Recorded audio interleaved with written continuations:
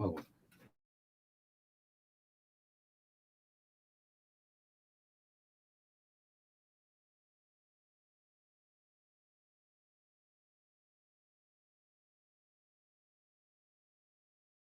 Three, two, one. You're on. Hello, everyone, and welcome back to Aircraft Restoration Live at the Intrepid Sea, Air, and Space Museum. Today, we'll be working inside of the Douglas Skyray, our most recent acquisition. If you've been following this, you've seen several episodes where it made the journey down from Connecticut, finally arrived, and at long last, I'm beginning the preservation process. And the first step in that process is cleaning. Unfortunately, probably the least glamorous part, but one of the most important parts of the job. Uh, yeah, so I'm using several solvents, just alcohol and soapy water. The water is for the just the dirty surfaces, and the alcohol is in case I encounter anything oily, anything with old hydraulic fluid or anything like that. Uh, yeah. Hey, Peter, why don't you tell us where you are in the aircraft and potentially how you got there? Okay. Because it's pretty interesting. Yes, it is an interesting space. Uh, the Skyray, when it was in service, was powered by what I consider one of the mightiest jet engines of the day. And when I say of the day, I mean mid 50s. It was the General Electric J57 turbojet. This was a huge engine, and that engine has been removed from this airplane. I don't know how many decades ago, but I am in that compartment where the engine would be, and it's actually, uh, it's about 50% of the cubic feet of my first apartment in Manhattan. So it's substantially spacious. Uh, uh, so Can you turn the camera around and show us how you got in there? yes, I I came up the tailpipe. So this is essentially a human colonoscopy that I'm doing on this thing, and I'm just astonished at what good condition this thing is in. Here we have some bare aluminum that I just cleaned off, and there's absolutely no corrosion on it. Certainly steel parts. This would probably be one of the engine mounts that has got some rust on it, which I'll clean off. But for the most part, everything I'm looking at just needs a good cleaning, essentially, and then we will apply preservative coatings and seal it up again. And just behind you, what are those windows? Oh, these are the jet intakes. Do that again, Liam. Liam is outside the intake, and the reason they're shaped this way is that we're at the very front of the engine, and the very front of the jet engine, before air that it requires to breathe and combust with enters the compressor section of the engine, which is essentially where I'm sitting would be the compressor part of the engine. But this front part that I'm showing you would sort of be what in a car would be called the accessory area, where things in a car you'd have like the generator or the air conditioning pump and just all those things that bleed off the engine power to do their jobs. And yeah, so all of those accessories have also been removed. But what you're looking at right here is where the connections, be they electric, hydraulic, or compressed air, would be attached to drive those additional components. And right in the middle of the frame, I'm guessing if I can, let's see. Oh, I can see. This is a cool camera, Liam.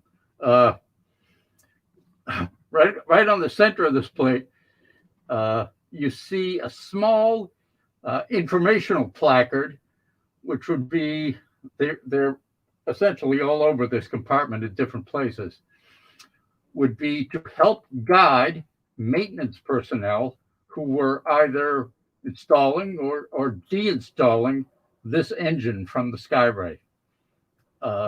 It's in great condition. It's hard to believe this thing was made in 1956. It's beautiful.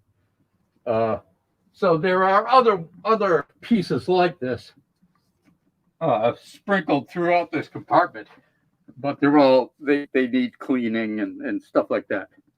So it's cool. It's like a little it's a bunch of little discoveries that I'm making in here.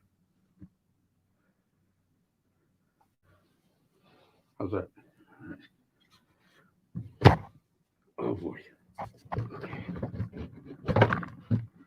It's a very irregularly shaped compartment. Not meant for your average tripod, but we're trying to make it work. Any questions? You just do a little work and then I'll find some for you. All right, good.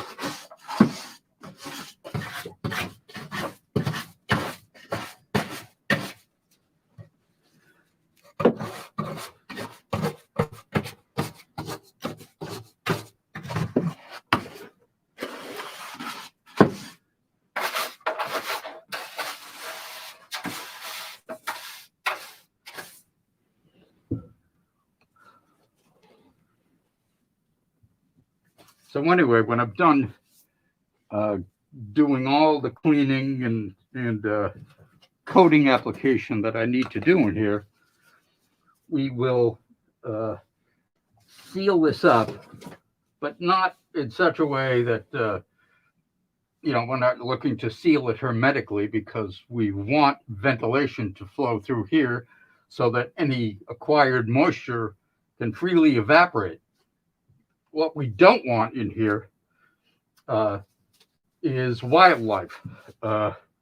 So we need to install some screening or some kind of plexiglass barriers on here, but make them as minimally intrusive as possible. That's one of the challenges.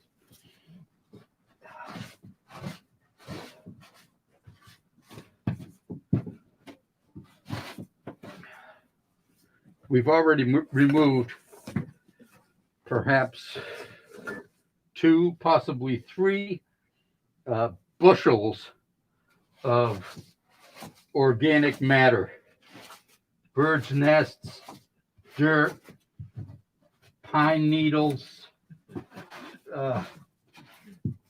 you name it. It's all aluminum, isn't it, the structure? I would say 95% aluminum. Aluminum, even in its strongest form, doesn't come close to the strength of steel or other more exotic metals. So in places around this engine compartment where that higher level of strength is required, I do see pieces of which I could tell are not aluminum. However, those two, well, the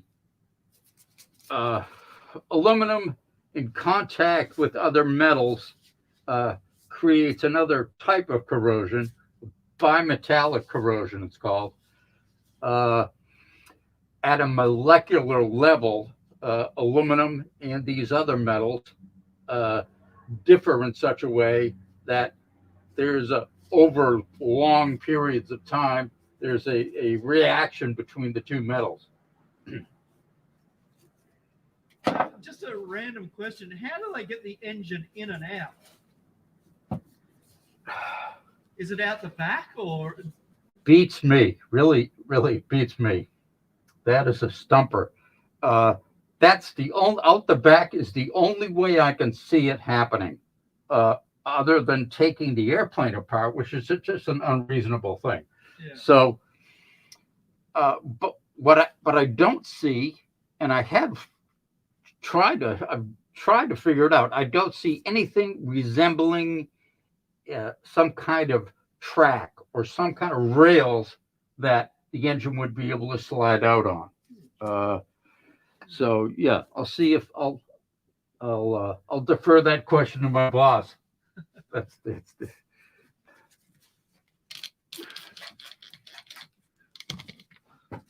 So what chemicals are you using to clean this down? To get this done. Right now I'm just using alcohol for the greasier parts, and just plain water. Mild, like in a 16-ounce spray bottle of water, I'll put 2 drops of Dawn dishwashing detergent. So yeah, it's very mild. And then after the cleaning, I apply the trusty Corrosion X, which sticks to the surface and puts an oily coating. It's somewhat similar in chemical composition to WD-40, if you're familiar with that. Yeah.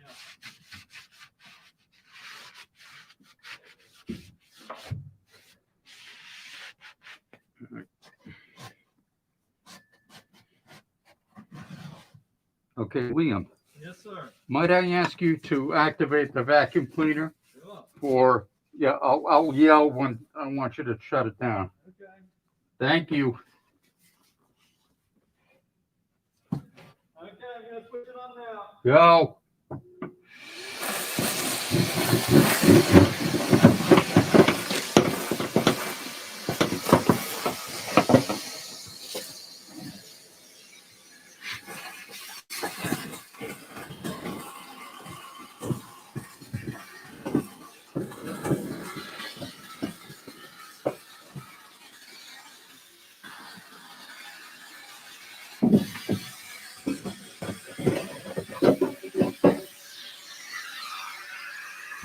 I don't know if people at home want to see what I'm vacuuming up, but there you go.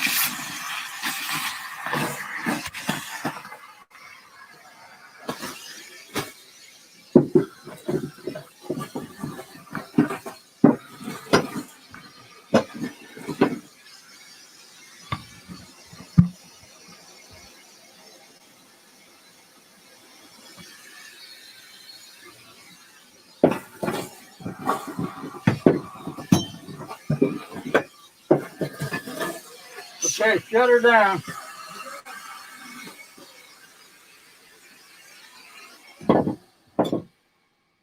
Thank you, William. No problem.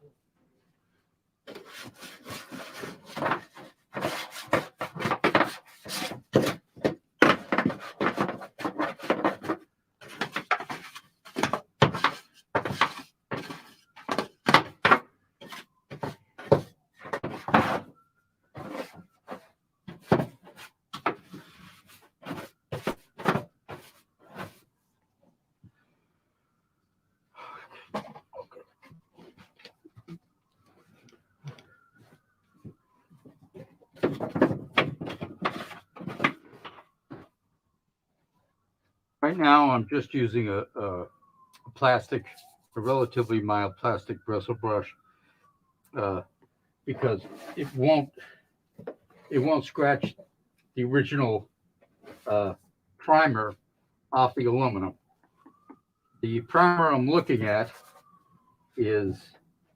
looks to be factory applied zinc oxide, zinc chromate coating, which is just super durable. And to see it this intact in the airplane, which is what,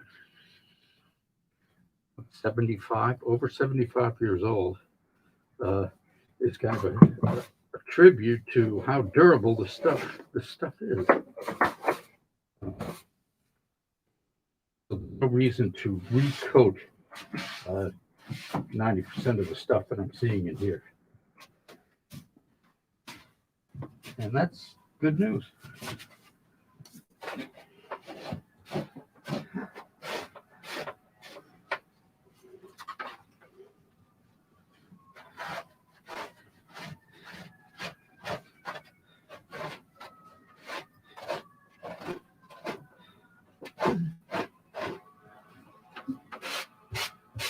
So how long is the cleaning process going to take you, Peter, do you estimate? I estimate well,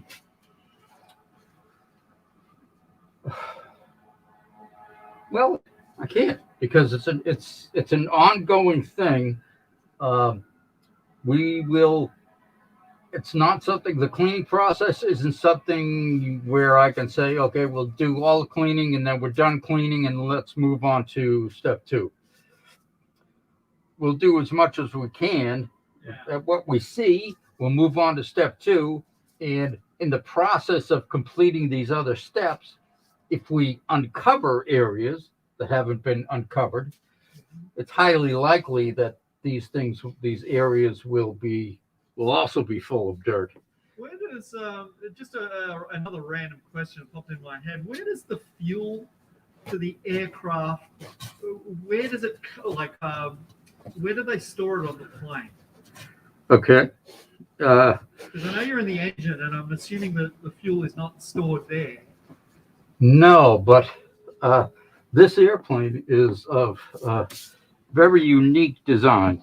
You've seen pictures of the outside of the Skyray, and its fuselage is essentially, it's not like most airplanes where the wings just join the fuselage. The fuselage and the wing is sort of one melded shape. So what that means is that, okay, I'm in the engine compartment, but take a look at this vertical wall. Okay, here's the curved, where the curved bottom of the fuselage comes to a vertical wall up to where the top of the wing skin melds into the fuselage. So all of this vertical area, outboard of that is fuel tank. So it's just it's a huge amount of space. So yes, it would be held in the wings, and additional external tanks. Okay. And that brings me to, I got an email from a guy named Matt Hurd, who runs a business called bombsaway.us. And they produce, you've heard me talk about them before, Yeah. They produce replica ordnance for people like us that are trying to bring these warbirds back to their realistic appearance. Well, some time ago, I had contacted Matt asking if he was willing to produce the style of drop tanks, that are required that this airplane uses. Now, uh, the term drop tanks means additional fuel tanks that an airplane carries uh, on its wings or elsewhere on the airplane. And once the fuel is used in that tank, the tank is usually jettisoned if the airplane is expected to go into combat. And what that does is it extends the airplane's range. So it doesn't, the fuel that the Skyray would carry inside wouldn't need to be touched as the Skyray uh, completes its journey to the target. Then the drop tanks would be dropped. The Skyray could complete its mission and fly home. And what that would do, that would extend the range. Anyway, the interpretation that we want to do of this airplane includes those drop tanks. They're a beautiful part of the airplane, and they're Is also it just one solid tank in the middle of the aircraft, or is it? no, it's two. They're huge. It's one to the left and a right, carried under the wing. They're both each one is 14 feet long and holds 300 gallons of fuel on each side, which is a big plus. Anyway, to go back to the beginning of the story, I finally got an email from Matt at Bombs Away saying that he's not sure, but he thinks he knows someone who has two original tanks, and would I be interested? Oh, Yeah. So I'm waiting for him to get back to me. He said he's in the email. Yeah, I'll try to get photos and blah blah blah blah blah. But I just when I saw that, yeah, I got very excited. Yeah. So we'll follow that up and see where it takes us.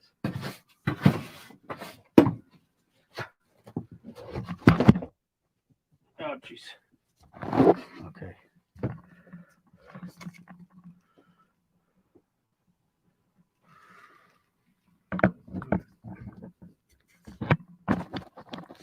Any viewer questions? Somebody out there must have a. pretty quiet today, Peter. Hello? Oh, Yeah, it's pretty quiet. yeah. I didn't. The only reason it's quiet is it because I didn't alert Kate that I was going to be on.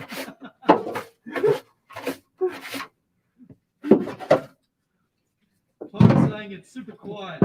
Okay. Well, I'll let you do your thing, and all right.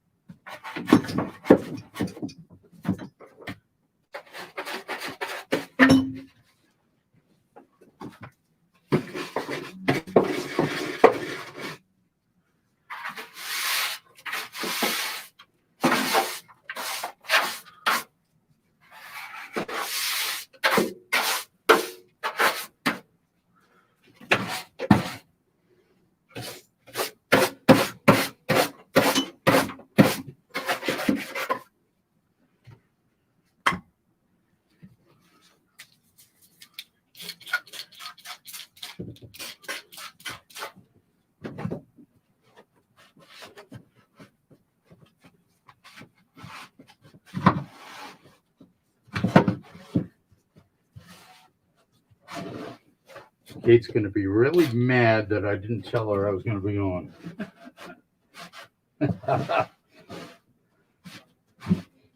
But it just would have been. email her if you'd like. Yeah, do that. Do you have her text her? Do you have an email address off the head? Oh, I can text her. Yeah, text her.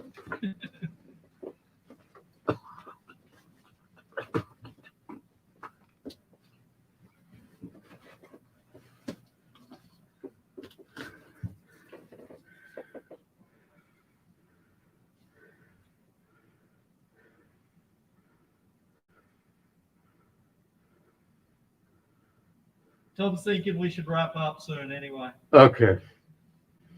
Well, let's wrap up now, Yeah.